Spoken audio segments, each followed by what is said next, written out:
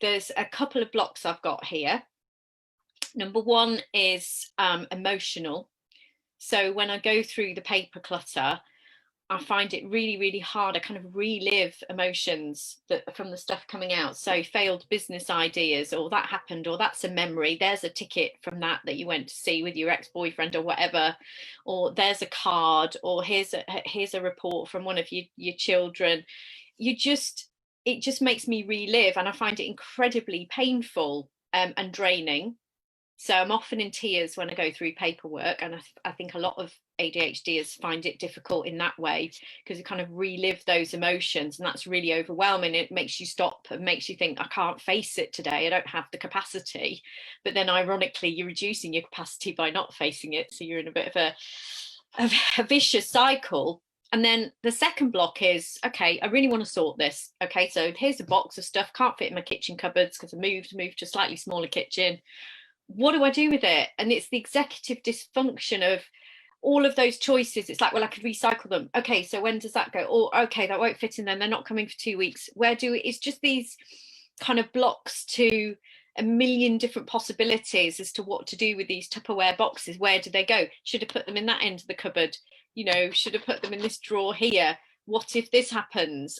It's the executive dysfunction of facing all those choices and not knowing what to do with the stuff once you've got over the emotional kind of block that you've got for that really kind of make me avoid it, procrastinate, postpone. Oh, not say that word. Not loud, although I did find myself procrastinate.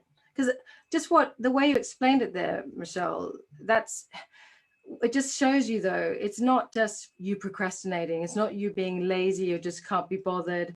That's why those piles are still there while all those things are still out. It's because of all those reasons that you just described there. There is so much that goes into not tackling that pile of paper, the emotional stuff, the executive function, having to decide where things go. I say ADHDers are not very good when we have too many choices. Right, the mental kind of load, the decision fatigue that we face, would rather not face. So that's why you kind of avoid certain things, because you can't face that decision fatigue. There's not enough in the tank in order to do that. Often there's just no clarity around, well, hang on, what is it that I need to do next? Because you haven't broken down the steps that go into a particular task. There is so many ADHD challenges at play in us procrastinating.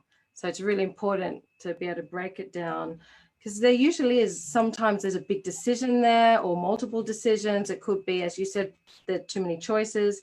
So this is where, again, rules and criteria and having a home, the same home, getting into that type of predictable, consistent kind of process, so that you're not having to think where that thing goes. There's a process that you follow that works, that you get used to doing, and even better, get yourself out of your own way and automate as much of this kind of stuff, particularly the admin, as much as possible.